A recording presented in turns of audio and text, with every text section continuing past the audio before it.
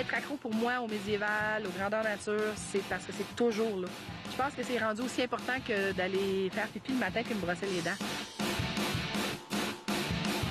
Il y en a qui pensent qu'on est des fous, il y en a qui pensent que c'est une secte. Le jugement des autres, moi, ne m'affecte pas. Les gars qui sont en bédaine le vendredi matin, ils ont des marques d'armure parce qu'ils se sont blessés dans leur armure, parce qu'ils sont allés au combat, parce qu'ils ont des bleus, parce qu'on est scratché, parce qu'on est sale. Ce qui vient vraiment fatigant avec tout ce qui entoure les grandeurs nature, c'est qu'ils veulent que tu le saches qu'ils en font. Ils veulent en parler. Parle-moi de n'importe quoi, sauf de GN.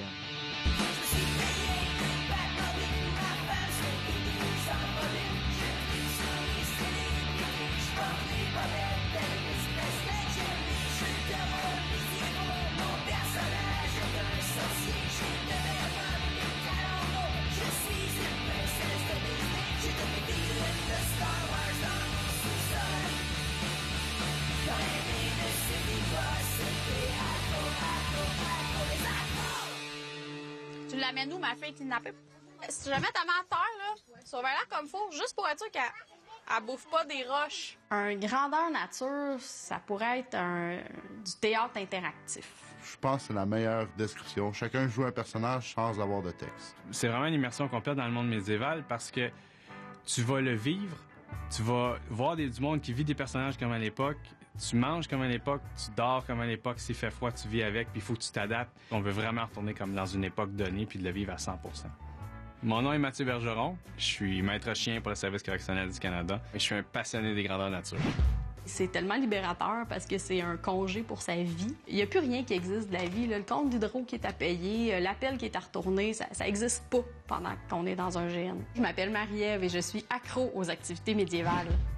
Tout mon temps libre, c'est le grandeur nature parce que les 60 heures que je passe dans mon truck font que il me reste plus beaucoup de temps pour ma famille. Puis quand je suis chez nous, Facebook, n'importe quoi, c'est toujours les joueurs, création de scénario, création de personnages, création de quêtes. Je suis Patrick Bouchard, puis je suis un accro grandeur médiévale fantastique. Yeah! Fait des GN au cégep, j'en ai refait après mon mariage, là j'en ai un. Je vais dans d'autres GN aussi. Je suis camionneur dans la vie, puis je suis propriétaire d'un grandeur nature Zarizad. La passion médiévale chez nous est partie de moi. Je l'ai donnée à ma femme, mes enfants, mes amis, des collègues de travail, du monde que je connais pas, qu'une fois je leur en ai parlé, viennent faire un tour sur mon terrain, puis après ça, ils repartent plus. Ma passion pour le médiéval, je l'ai toujours eue. Puis quand j'ai connu Patrick il y a 16 ans, Patrick, c'est un maître de jeu de Donjons et Dragons. Fait que, puis d'univers de jeu, de cartes Magic. Fait qu'il m'a entraîné avec lui, puis les enfants, dans son univers. Mon nom, c'est Doris Richer. Je suis technicienne en réseau informatique. Ma grande passion, c'est à la fois l'informatique, mais aussi les grandeurs nature médiévales. Moi, j'ai la passion du médiéval depuis que je suis tout petit. J'avais 12 ans, je commençais à jouer à Donjons et Dragons avec des amis, puis ça a jamais arrêté. Je suis rendu à 38 ans, ça fait 26 ans, j'ai jamais lâché. On va jouer des fois le vendredi un 7-8 heures, le samedi facilement un 15 heures.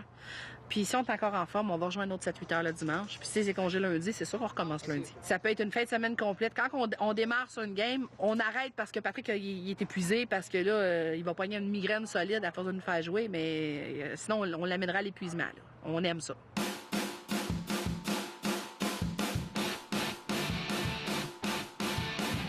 Chez moi, j'aimerais ça éventuellement un jour avoir encore plus de décors médiévals. En ce moment, bon, je me contente d'avoir plein de décors, dragons, gargouilles, des étendards, toutes les choses qui peuvent faire un peu un beau décor médiéval, chandeliers, etc. J'aurais aimé ça un jour peinturer mon salon qui donne un effet château. Ben, en 2007, le 7 du 7 2007, on a décidé d'unir nos vies. Ça faisait 10 ans qu'on était en couple. On voulait un mariage médiéval, 100% médiéval. J'avais un beau chevalier servant à genoux à mes pieds pour me dire ses vœux. C'est ma robe de mariée que je garde précieusement. Je voulais vraiment une robe style elfique. On a créé ce que je rêvais. Je la voulais toute en brocart. Du brocart, c'est un des tissus les plus chers pour utiliser dans le médiéval. Ça, chez mon voilage, là, je pense que ça traîne sur 7-8 pieds en arrière de moi à terre. Là. On avait 135 invités. On les recevait avec du sanglier, avec un repas vraiment traditionnel médiéval.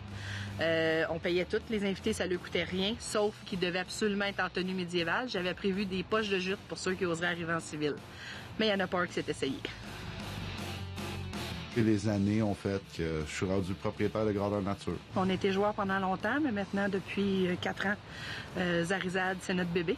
À chaque fois que je suis dans mon bureau, je fais autant de Zarizad que d'informatique. Je me promène du bureau de travail, dans le fond, à mon laptop, à répondre aux forums, à répondre aux groupes sur Facebook, aux questions des joueurs. Nous, on est un GN fantastique. Donc, des loups, ça parle. Des arbres, ça marche. On a des créatures. C'est sûr qu'on n'est pas un zoo. Il va y avoir des elfes, il va y avoir des nains, il va y avoir des orques, des démons, ce qu'on verrait pas si on retournerait à la période médiévale, là. J'ai même un loup par livre, le 1000 ans, là, t'sais. Le vrai fun là-dedans, c'est d'être dans le bois, vivre l'ambiance, les quêtes, les aventures. C'est une autre vie complètement, puis ça fait que le lundi matin, t'as le goût d'aller travailler, là. Je te dirais que la première chose que j'ai aimée dans un GN, c'est décrocher. Décrocher de la réalité, de vivre le fantastique, de croire en mon personnage, d'avoir les frissons, d'interpréter. On se met dans la peau d'un autre, puis on se prend pour un autre pour la fin de semaine. Bicoline, maintenant, c'est ce fameux rassemblement de gens qui sont passionnés, que ce soit des gens qui soient passionnés, en fait, d'histoire, de jeux, d'évasion. Pour le Québec, c'est sûr et certain, c'est le plus gros événement Grandeur Nature. C'est la semaine où tout le monde se regroupe. C'est la grande semaine qui se passe au mois d'août à toutes les années, qui se conclut par la grande bataille. J'aime ça aller là-bas, triper, changer d'époque, m'évader, oublier ma carte de crédit, oublier mes billes, puis revenir, puis avoir créé des liens, puis avoir des amis là-dedans, puis continuer à vivre ça l'année longue. Ça, c'est mon trip à moi. Ma passion pour les grandeurs nature médiévales, ça remonte à longtemps. Écoute, c'est dans le début, je dirais vers 14 ans, même 13-14 ans. Moi et mon frère puis quelques amis, on a été approchés pour participer à un événement grandeur nature, mais à l'époque, c'était pas super populaire, donc ça se faisait dans des petits endroits, on était peut-être une trentaine. Puis quand on a entendu qu'à Bicoline, c'était des milliers de personnes, on s'est dit, mon Dieu, c'est une autre expérience. Là, ils sont installés, ils ont des cabanes, ils ont des maisons construites là-bas. Il y a une grande bataille avec des milliers de personnes qui y participent, donc on s'est dit, il faut aller voir ça. On est allé en 2002-2003. J'avais participé à la fosse aux monstres, qu'on appelle là-bas. C'est des créatures mythiques qui sortent, puis là, il y a des batailles. Ça, c'est un gros show. On se parle souvent, même avec la personne avec qui on va se battre avant, puis on monte ça pour que ça soit sharp, puis on va en mettre plus que le client demande. On roule à terre, on roule dans le sable, on se relève, backflip, on en met, là. Ça, c'est des beaux souvenirs pour moi de jeunesse, parce que j'avais 20 ans à cette époque-là, 20 ans, 21 ans, puis ça m'a marqué, puis ça fait rire que le monde s'en souvienne encore. On était en début de notre vie adulte, donc il y a des choses qui ont changé. On a commencé à avoir des carrières, donc on a toutes parti à droite puis à gauche de notre bord. Puis on a été un petit peu en retrait pendant longtemps. On se croisait encore entre amis. À toutes mes fêtes, toutes les années, on allait à l'Auberge du Dragon Rouge à Montréal, qui était thématique médiévale. C'était immanquable, puis j'étais obligé de refuser du monde parce qu'on se ramassait trop de monde. Je voulais voir avec l'armure si le bouclier marchait bien aussi. Cet hiver, on avait un souper entre amis chez moi, justement, à thématique médiévale, avec l'hydromel. On faisait tout ça. Puis l'idée de Bicoline est revenue, puis tout le monde a embarqué tout de suite. Ça a pris 2 secondes. Les 3 gars sont tournés vers moi, ils ont dit « T'es en charge. Ta mobilité est bonne avec le bouclier puis l'épée? » Ouais. Ma femme était à la table quand on a décidé ça, donc elle était sur le fait. Ça reste toujours une passion chez nous qui est jamais partie. C'est toujours là, puis ça va toujours être là, puis on le sait, ça. Puis je pense que quand tu es avec quelqu'un en couple qui te comprend bien, quand tu as une passion aussi profonde que ça, qui te définit ta personne pendant des années, ben elle a tendance à suivre. Du coup, j'ai peur, mais écoute, il trippe comme un petit garçon, je l'aime, donc je vais le laisser tripper, puis je pense que c'est la moindre des choses que moi, je sois là avec lui pour tripper, là. Un moment donné, j'étais comme, pas certaine que j'ai envie d'aller à Bicoline. C'est peut-être pas pour moi. Hein. Et lui, il trippe. Je sais pas. Tu sais, je vais-tu me retrouver là-dedans? Je vais-tu aimer ça m'habiller de façon médiévale? Je vais-tu aimer ça de pas savoir si je vais me laver? Je pense que Marie-Ève, c'est plus... ce qui va être difficile pour elle un petit peu au début, c'est le choc culturel. Vraiment, de voir comment que le monde sont dedans. Quand t'arrives, là, tu passes la porte, ta vie à rester en arrière.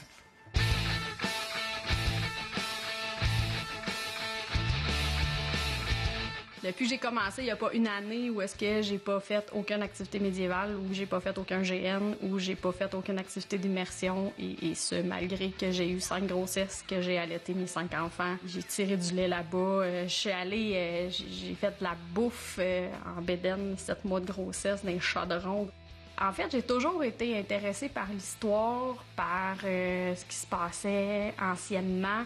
Je pense que ce qui a vraiment déclenché la passion plus axée sur le médiéval, c'est quand j'ai visité les médiévales de Québec. quand j'étais adolescente. Puis là, je me disais « Ah, je veux vivre là! » Nous partageons tous la même passion. En fait, on a fait longtemps les Grandeur Nature ensemble. Mon chum était le fondateur d'une compagnie de GN. On est devenus tous les deux animateurs de ce GN-là. On a amené William aussi pendant 1 an, là, il participé au GN. La passion des Grandeur Nature remonte à, si ma mémoire est bonne, en 1992, ce qui fait quand même un certain temps. Je suis tombé sur des vieux films de Robin des Bois, puis Ivanhoe, des vieux films vintage années 50. Déjà là, j'étais captivé. Puis je fouillais des encyclopédies, j'ai regardé les chevaliers, les arcs, tout ça. Puis d'où ma passion pour le tir à l'arc qui a commencé à temps plein à 7 ans avec des cours de tir à l'arc, tir à la cible au chalet. Puis ça, j'ai toujours tiré à l'arc. Il peut faire des trucs impressionnants. Il a déjà arrêté une flèche avec une flèche, là. Ça a l'air, c'est ça. Je vais pas le vanter, c'est mon chum, mais il l'a fait. Tu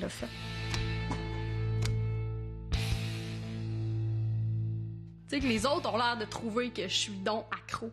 Moi, j'ai l'impression que c'est devenu un peu mon mode de vie. Tu sais, pour moi, aller à Bicoline à tous les ans, c'est comme juste normal, là. C'est comme faire à souper demain, là. Il faut faire à souper demain, ben on va aller à Bicoline l'été prochain.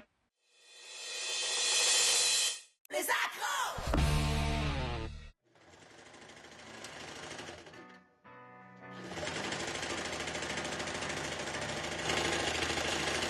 À Zarizade, j'anime, fait que j'ai beaucoup de personnages. Je pense que je suis rendue à 5 ou 6. Ici, c'est un 2 pièces que j'ai fabriqué, que j'ai retravaillé avec une amie. C'est une prêtresse de guérison. La première année, il l'appelait la folle aux fleurs parce qu'elle avait pas toute sa tête. Fait que ça, j'ai beaucoup aimé la jouer. Si je tiens compte les costumes de ma famille, plus tous les costumes des monstres, je dis qu'on top le 250 costumes. Facilement, parce qu'il y en a... J'ai arrêté de m'en aller compter. On a de l'investissement, je sais plus combien d'armes qu'on a.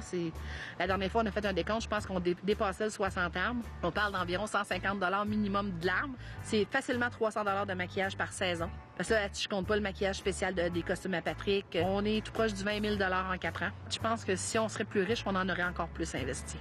Moi, je suis un ami de Pat depuis 25 ans, puis depuis qu'il connaît Doris depuis une quinzaine d'années, je suis ami avec Doris aussi.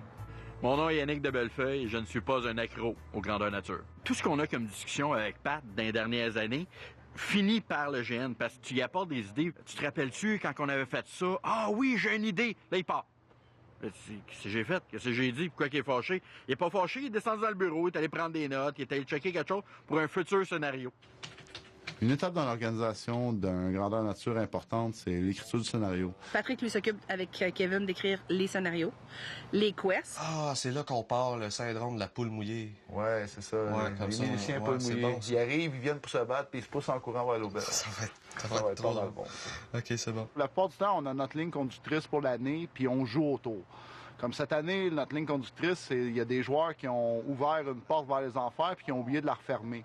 Puis depuis ce temps-là, ils ont des conséquences. Il y a des démons qui arrivent, il y a plein de choses. Tant qu'ils n'auront pas refermé la porte, ils vont avoir les conséquences de leur action de l'hiver passé. Dans la scène de Satanos... Là, comment on voit ça? Il y a Satanos qui arrive avec sa gang, ses 2 escortes, plus son démon. Les démons vont suivre, c'est sûr. Ils vont suivre, les démonistes vont le suivre. Ouais. Ils arrivent, c'est à la place du village. Ce scénario-là, il y a une des scènes les plus importantes, c'est... la réapparition de Satanos, qui finalement vient essayer de reprendre ses possessions et se faire renvoyer vulgairement en enfer. Je suis encore allé dépenser pour Zad. Des fois, elle m'emmène des babioles comme ça, puis ces babioles-là font que on a un flash, puis ce flash-là dit « OK, ces objets-là, on va faire ça avec... » La madame, elle trouvait laid. Ouais, la madame, elle le trouvait laid, mais elle réalise pas que pour nous autres, c'est parfait. Comme les 2 petits totems, ça va être des clés pour le scénario qu'il va falloir qu'ils trouvent dans le bois, caché. Une que tu mets là, puis quand je pète, puis l'autre dans le bois bien loin quelque part. Là. Vous avez déjà trouvé à quoi ça servait? Ouais, ces 2-là, ouais. Ben ouais, je pense que les totems, c'est réglé. Puis je suis pas le genre à les donner facile. J'ai déjà fait chercher des roses noires la nuit.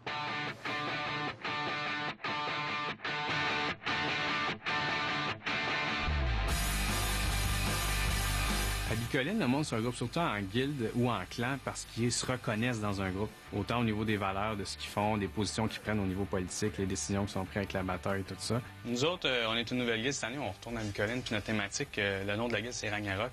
Puis c'est une thématique celtique viking. Le Ragnarok, nous autres, c'était le principe que notre guilde est très dure, on a une aile guerrière, puis quand on frappe, c'est la fin du monde pour la personne qu'on frappe. L'important, c'est que les guerriers de la guilde vont tous respecter le casque de base. Après ça, les guerriers vont trouver eux-mêmes leurs cornes qui vont être annexées à leur casque. Puis pour ma part, en tant que chef de guilde, puis pour qu'on voit une différence, ben, j'ai rajouté moi-même du crin de cheval à l'arrière pour que ce soit visible sur le champ de bataille. Donc quand on voit la guilde du Ragnarok, on sait qu'on a affaire à des personnes de l'aile guerrière qui vraiment se battent et savent se battre pour vrai dans la vraie vie. C'est bon. C'est imposant. C'est correct. On va aller même jusqu'à amener la thématique vers un petit peu comme des chasseurs de primes, des chasseurs de têtes. Où est-ce qu'on va vendre la tête de quelqu'un sur le terrain. Où est-ce qu'on va dire, pendant la grande bataille, si vous nous engagez, pour tel montant, on peut vous ramener la tête de votre pire ennemi. Puis on va aller le chercher.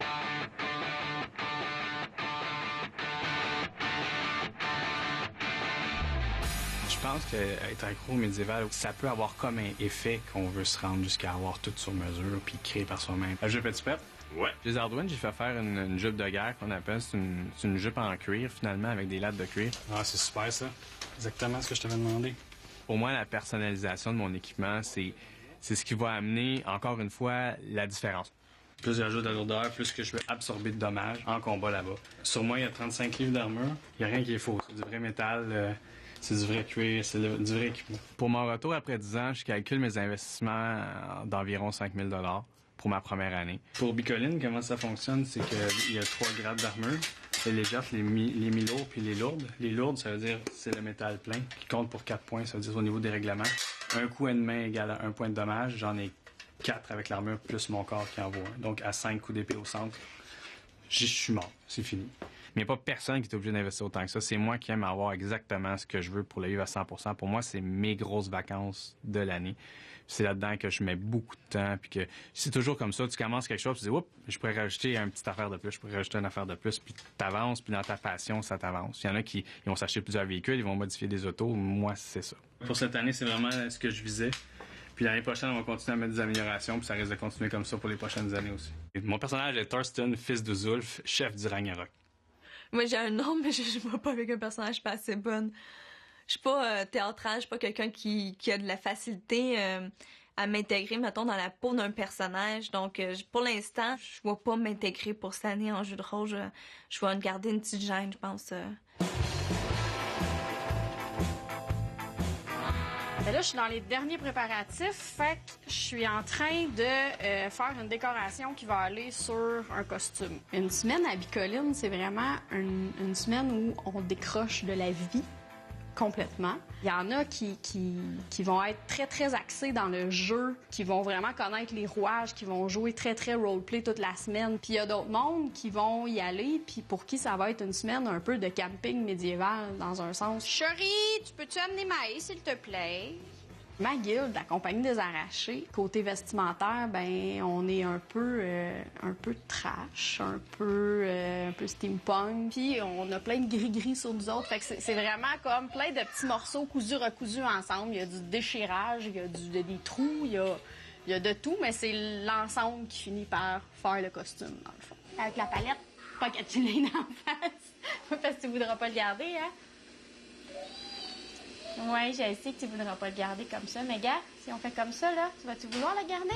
Si j'allais pas à Bicoline, je ferais sans doute une autre activité médiévale quelque part où je pourrais m'évader comme ça, tu sais. En fait, on en faisait avant, puis ça me manque de plus d'en faire autant. Nous, je pense que ça fait partie de notre mode de vie, là. C'est rendu comme ça. On coud pour Bicoline, on coud pour nos activités médiévales, on cuisine pour ça.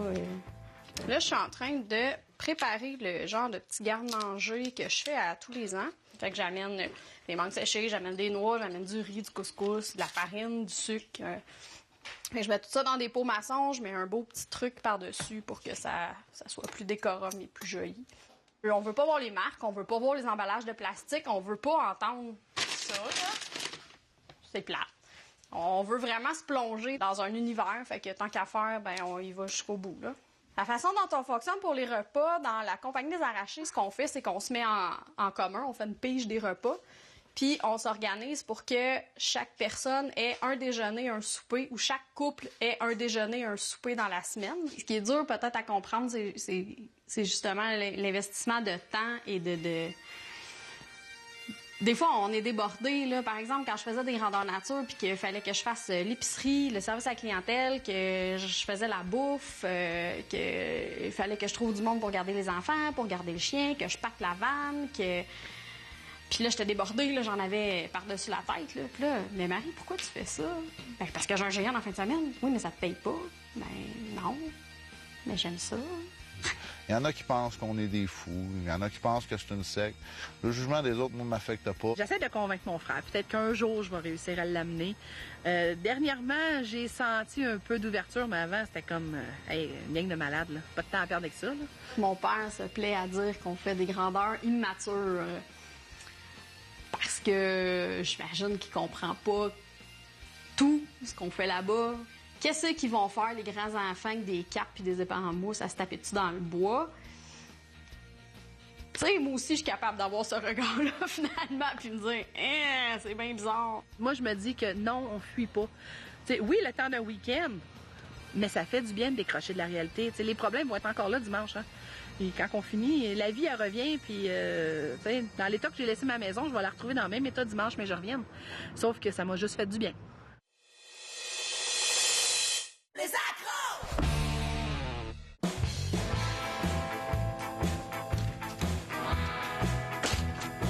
Yes, vas-y, monsieur Vilga, ici, William.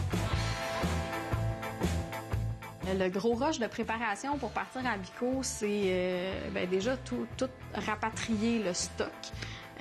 Donc les costumes, la bouffe, les décorations. Fait qu'il y a beaucoup de choses à faire et de dernière minute. Puis on n'est jamais totalement prêt, mais on finit par y arriver. Là. C'est M. Emile. Quand je pack, j'ai toujours l'impression qu'on va arriver à tout rentrer ou à peu près. Ça va-tu rentrer, ça? OK, attends, on va le tourner de même. Eh oui, ça rentre, là. Tu vois bien.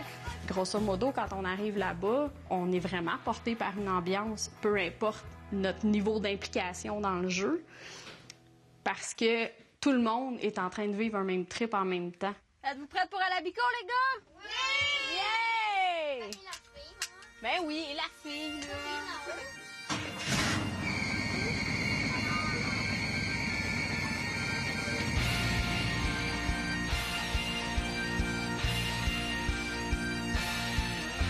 Je peux être un guerrier ou bien un chef de guide. Je peux être un archer, un mage ou bien un druide. Je peux même être un troll, un lutin ou un elfe. Je peux chanter à du tête le soir chez l'aubergiste. Je dois me soulager du poids du 9 à 5 et l'instant de week-end redevenir un enfant. Non, je ne suis pas le seul, on est quand même 3000. Ouais, le soir à Bicoline, on peut nous entendre crier.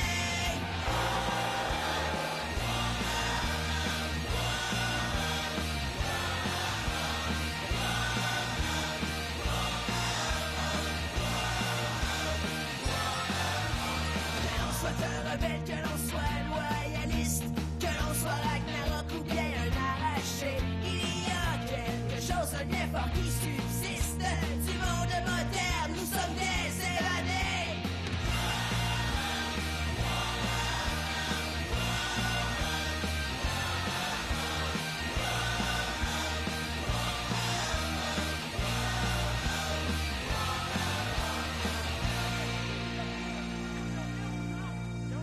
La bataille de Bicoline, à l'origine, c'est un week-end. 96, on fait notre première grande bataille où on est 300 participants.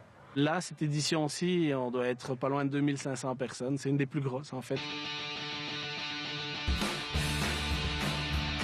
Je me suis sentie chez moi, là. Je suis arrivée, puis tout était bien. Je me sens pas dépaysée.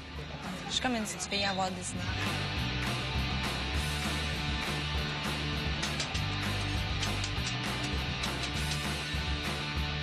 Ce matin, on est allé chercher à manger au marché. On commençait à manquer un petit peu de déjeuner, donc on est allé chercher des œufs, des fruits, du pain.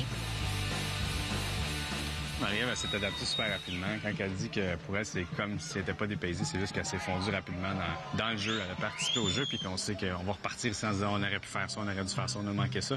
C'est impossible parce que le terrain est tellement grand qu'il se passe des choses d'un bout à l'autre toute la journée. Donc, on peut pas tout voir. Aujourd'hui, nous voyons, on est très tranquille, puis on n'est pas... Il n'y a rien de stressant. La bouffe, elle sera prête quand elle sera prête. On regarde pas l'heure, on sait pas l'heure. On se lève. Combien de temps qu'on a dormi? Je peux dire que on a peut-être dormi 6 heures ce soir environ par la manière que je me sens, mais je me sens pas fatigué, puis... Parce que c'est un mode, on suit son corps, on fait juste participer à ce qu'on veut. Quand on est fatigué, on s'étend, puis c'est fini. Laver les cheveux, ça va faire du bien. On en a long à remplir. C'est très convivial ici à Bicoline. Dans le fond, tout le monde s'entraide. Tout le monde est là pour faire vraiment une grande famille, je pense. Vraiment, tu as besoin de quelque chose, pas de trouble, je te le prête. On avait besoin d'une grille pour le feu. Ah, j'en ai une, tiens, prends-la. On oublie ce qu'on est à l'extérieur. On est là pour tous s'aimer. On va le prendre à deux parce que... Ça pourrait se transformer en piège à con. Oui, assez facile. On devient une grande famille, même si on se connaît pas, là. Malgré le fait qu'on est dans nos personnages, puis qu'on a des... Il y a des gens qu'on n'aime pas, personnage à personnage. On a quand même du respect pour la personne qui est derrière le personnage. On est tous en train de vivre le même trip. C'est ça qui est beau. On veut pas démolir le trip de l'autre. Ça serait plate. On n'a vraiment pas trop perdu. Attention, en arrière! Attaque! À dire, là, je pense que c'est une guilde qui pratique sa balise pour être prête pour la bataille de demain. Regardez si tout techniquement fonctionne. Les grandeurs nature puis le décorum, ça va ensemble, c'est sûr et certain, parce que ça fait partie de l'immersion. Si tu respectes pas un certain décorum, qui veut dire pas d'anachronisme, arriver avec des choses de l'époque, plus qu'on le respecte, meilleur est l'immersion.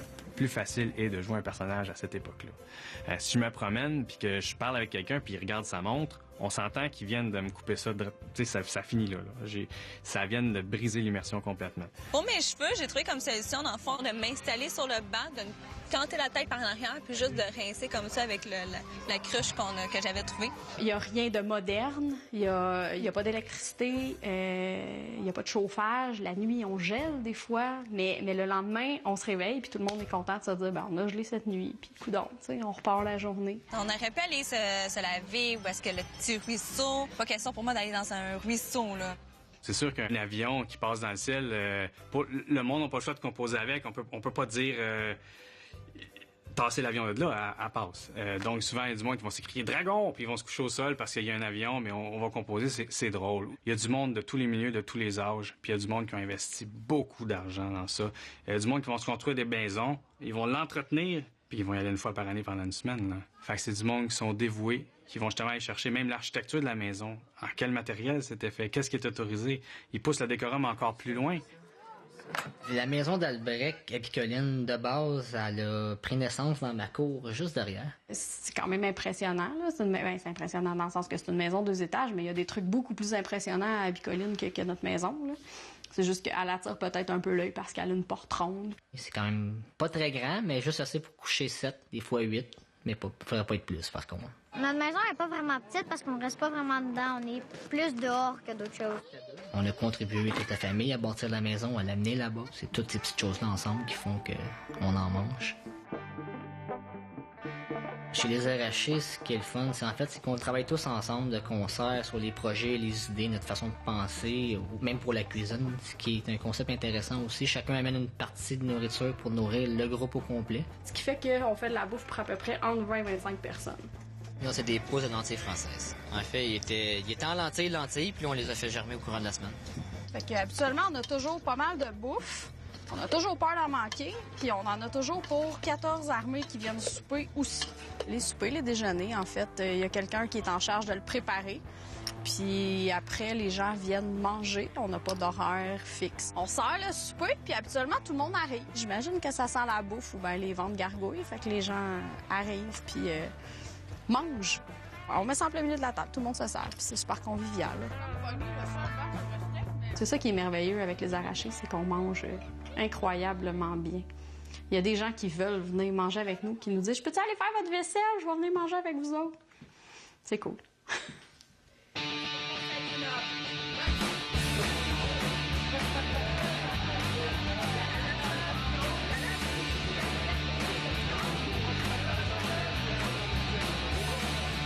Êtes-vous fort? Ouais! Êtes-vous fort? Ouais! quart le briefing. Tous les joueurs sont dans l'auberge. Je te dirais que c'est dur d'avoir des fois le silence. Là. Ils sont fébriles. Là. On sent, c'est palpable. Là. Il y a déjà tout le temps d'inscription, l'équipe d'animation de l'auberge qui a joué souvent du tam-tam puis qui les a comme, je te dirais, allumés. À la fin du briefing, Patrick Bella, il leur souhaite tout un bon GN, puis il leur dit que le GN va débuter quand ils vont retourner à leur campement. Bon GN, tout le monde! Là, l'auberge se vide à une vitesse, on dirait que le feu est pris. C'est vraiment, là, ça se vide là, comme une druche. La partie commence, c'est quand ils ont retourné à leur campement. Fait que le plus vite qu'ils retournent à leur campement, le plus vite ils peuvent commencer à être le personnage, le plus vite ils peuvent jouer et s'amuser. Puis c'est ce qu'ils attendent, ils sont là pour ça, puis... Quand on dit go, ils partent, c'est la frénésie, puis là, on est sûr qu'ils vont avoir du plaisir. Je viens de lancer le jeu, là, je me suis préparé pour pas que les joueurs voient mon nouveau costume avant que ce soit le moment. C'est un nouveau personnage. Techniquement, ce qui serait l'idéal dans un monde GN idéal, c'est qu'à la minute qui arrive le vendredi, que le briefing est ouvert, jusqu'au débriefing, ils ne décrocheraient jamais de leur personnage. Ils vivraient, ils deviendraient leur personnage. Je suis plus Patrick, je suis les personnages que j'incarne. Il faut te trouver des dorglus! OK. Ben, je peux quand même faire peut-être une chasse ou je peux peut-être utiliser une potion pour essayer de les faire. Tu veux me montrer comment faire? Les personnages, c'est eux qui mettent la vie sur le terrain, puis tant que t'es ton personnage, ben tu penses pas à tes petits problèmes quotidiens, tu penses aux problèmes de ton personnage, donc tu décroches. Mon nouveau personnage, c'est un prêtre de guérison, un peu stupide sur les côtés. Dorglu! Dorglu! Ouais. Puis il est vraiment obsédé par guérir n'importe qui, les bons, les méchants, les monstres, ou même au péril de sa vie. Fait que mon espérance de vie est à peu près d'1 heure. Le vendredi soir jusqu'à 4-5 heures du matin, là, je te dirais, là, c'est de la fébrilité dans l'air. J'ai l'impression qu'ils sont tous en manque là, de jeu. Même nous autres, on a hâte. Oui! Les accros!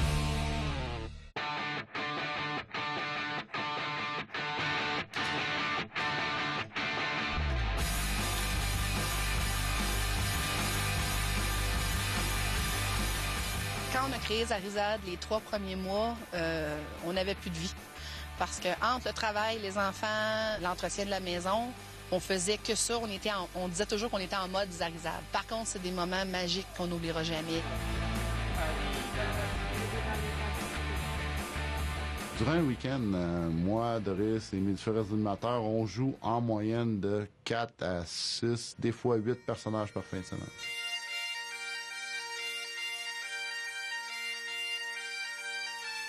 Quand j'enfile le costume, je prends un bon 5 minutes à chaque costume après l'avoir enfilé pour prendre le temps, de me visualiser dans le personnage, de me mettre dans la peau, dans la personnalité. Ben, je les ai vraiment donné chacun une personnalité. J'ai plein de bijoux, j'ai des accessoires qui fait que c'est beaucoup plus facile à incarner. Fait qu'à ce moment-là, je me mets dans le personnage, puis je me laisse aller. C'est simple, moi je lui ai toujours dit, il n'y a pas de ridicule. Le ridicule, ça tue pas.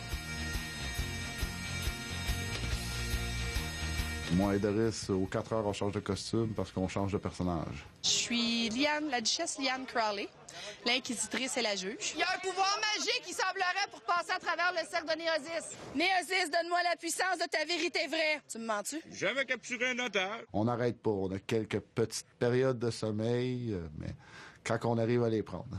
Je suis en train de me préparer pour le grand démon Satanos.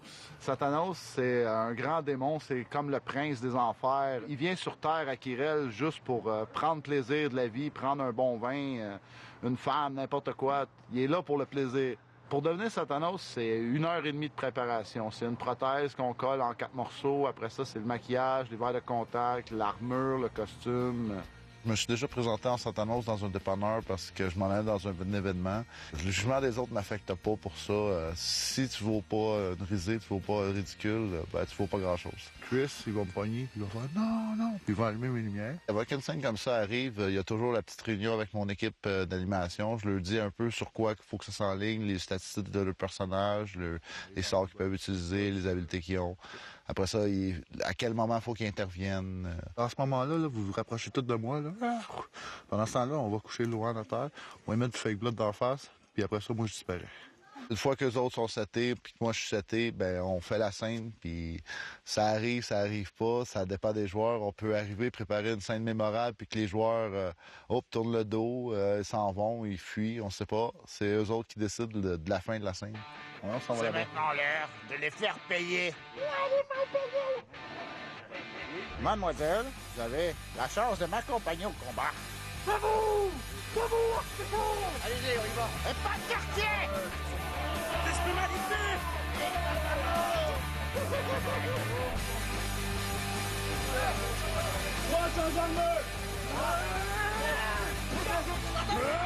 Vin magique! Vin magique! Vin magique!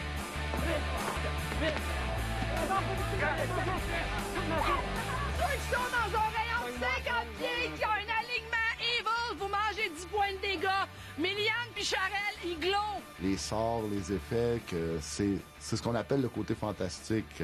Le magicien qui est capable de faire un tremblement de terre. Tremblement de terre! Le sol se met à trembler! Le jeu de rôle aussi, c'est que tout le monde embarque dans son trip, parce que quand il fait son tremblement de terre, tout le monde se met à shaker comme si la terre shakait. Le problème, c'est qu'il y a une petite fille qui est douée de certains dons, va réussir à mettre la main sur l'épée et lui donner le coup qui va le retourner en enfer. En principe, c'est supposé se passer comme ça.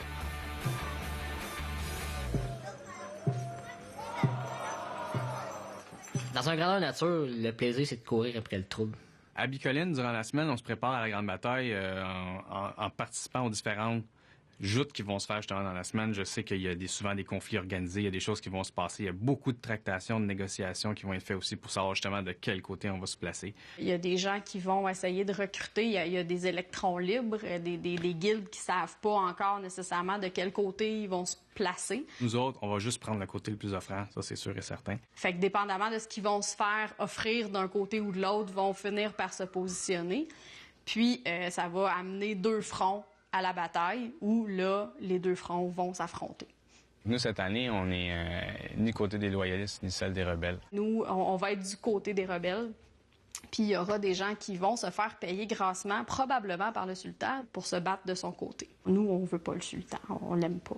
On voudrait qu'il soit plus là, le sultan. C'est un méchant sultan. On n'a pas d'allégeance dans cette bataille-là, puis on n'en criera jamais, puis c'est ça qui est différent un peu de notre guilde. On veut pas d'attache. On est partenaire des Celtes cette année, mais on est avant tout des mercenaires, donc avoir notre appui, c'est sûr qu'on va peut-être demander un service en retour un jour ou l'autre. Pour cette année, c'est stressant, oui, parce que ça va avoir un gros impact sur ce qui va se passer dans les prochaines années. C'est aussi simple que ça.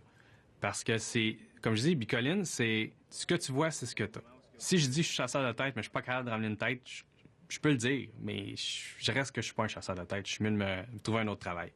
Si je dis je suis chasseur de tête et je ramène des têtes, je l'ai. Ça tient toujours, peu importe le service, champ de bataille. À la limite, on fait même des escouades suicides, c'est quoi, on peut toujours... C'est le genre de service que je vais te demander. Donc, on va s'entendre. Parfait. Super. À plus tard. Dans le fond, ça pourrait se décider 5 minutes avant la bataille de quel côté qu'on va se trouver parce que quelqu'un a entendu qu'on était de l'autre côté puis on dit « Oups, on veut les avoir, ils vont nous offrir plus en monnaie, en argent, en terre, en ce qu'il peut donner. » Puis on va changer de côté, il n'y a pas de problème. Une fois sur le terrain, moi, c'est fini, on bouge plus de bord.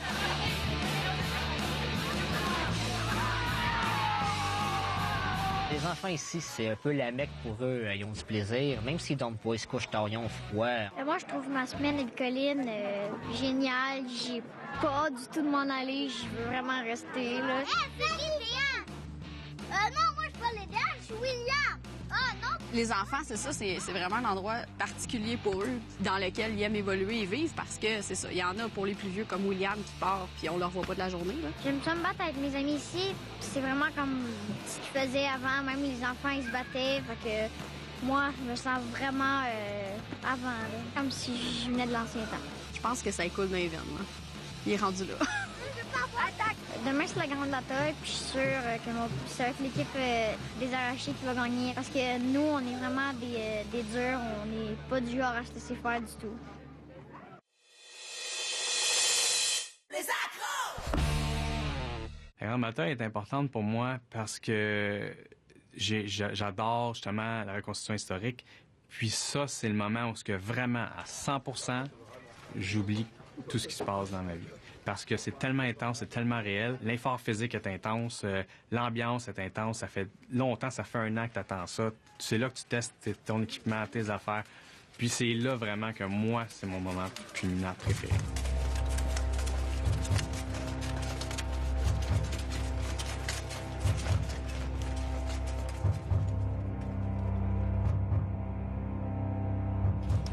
En termes de grandes batailles au Québec, il n'y en a pas de plus grandes. Comme aujourd'hui, il doit peut-être avoir 1400, 1500 combattants, en fait. C'est presque tout le monde contre tout le monde de Bicoline. C'est la moitié contre l'autre moitié qui se rentre dedans.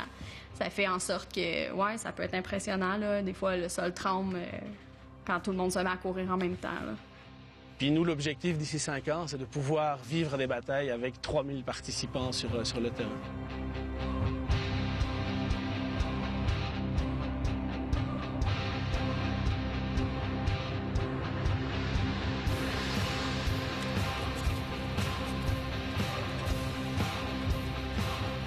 Mathieu sort beaucoup du lot.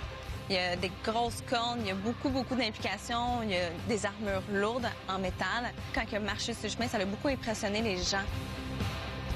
On a été acheté à la dernière minute par l'empereur qui supportait le sultan. Donc, lui a mis la tête à prix d'un des généraux de l'autre côté, puis on doit aller la chercher. Donc, on va lui ramener la tête de notre cible qui nous a été donnée par lui. Puis, on va voir ce que ça va nous mener. Content d'être rencontré, mon ami.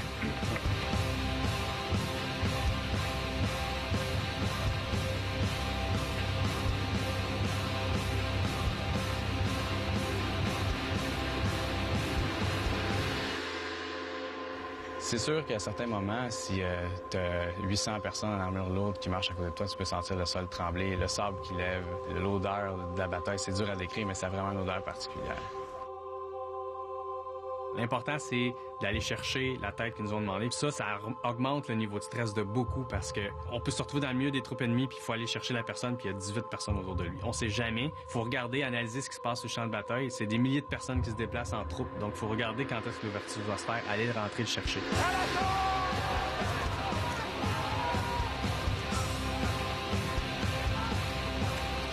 Même si ça reste des trucs de mousse et amical, c'est quand même impressionnant de voir toutes ces personnes-là qui se font dedans puis qui embarquent, qui veulent vraiment.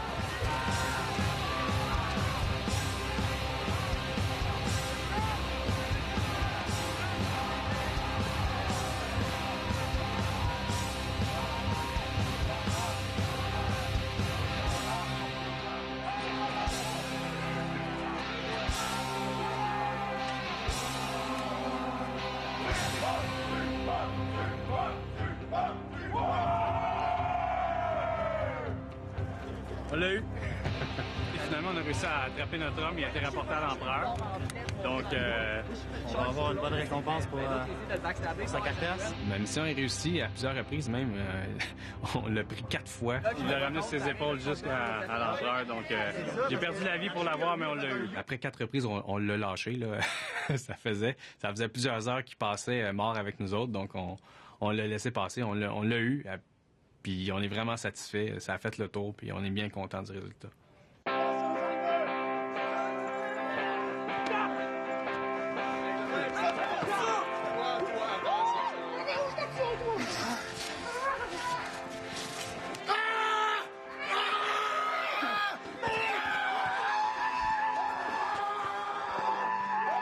Ce qui vient de se passer, en fait, c'est que Satanos a mangé une blessure de lumière, ce qui l'a retourné en enfer. Fait que j'ai disparu. Cette scène-là devient un événement majeur parce que lorsque la petite fille donne le coup d'épée à Satanos, Satanos va laisser derrière lui un totem qui va servir de clé pour fermer la porte des enfers qui est présentement ouverte. Je crois que c'est pour fermer les portails. Donc là, à partir de là, il faut qu'il fasse les recherches pour savoir c'est quoi et à quoi c'est relié. Probablement, au prochain scénario, c'est une des parties importantes. Puis cette clé-là, c'est juste la moitié. Ils vont avoir à trouver l'autre moitié sur le terrain quelque part. Faut qu'on conserve d'abord Les gens ont réagi face au totem assez promptement. Ils se sont empressés de le cacher. Présentement, je sais pas où ce qui est, je sais pas qui est là.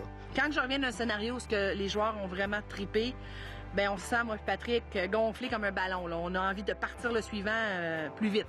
En tant que scénariste et organisateur, je suis très satisfait du déroulement de la scène. Là, Satanos, quand je l'ai défait, ça a l'air d'un clown post-apocalyptique. En tant que personne qui incarne Satanos, ça met mon personnage à l'écart pendant peut-être plusieurs scénarios. C'est un peu décevant parce que c'est quand même un de mes personnages préférés. C'est ce qui reste. J'ai commencé à écrire l'histoire de Zarizad sous la forme d'un livre. Puis peut-être qu'un jour, le voir publié, mettons, à côté de Amos d'Aragon, Zarizade, Un Nouveau Monde, j'aimerais ça, mais ça reste qu'un rêve pour l'instant. Gagner le gros lot à la loterie, on ne ferait que du Zarizade. On le grossirait, on travaillerait que là-dedans à temps plein, 24 heures par jour. Là. On ferait que ça, on laisserait toutes les deux nos deux métiers.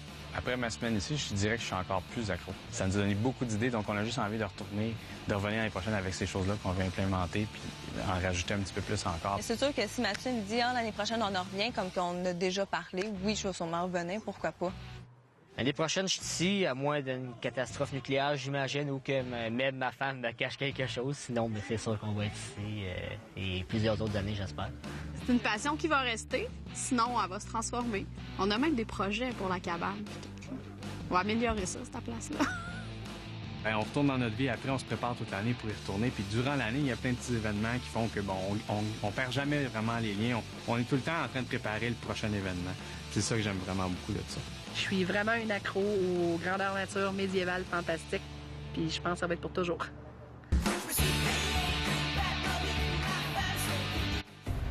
On a tous un petit faible pour quelque chose, non? Mon étrange dépendance. Dans un instant, à Canal Vie.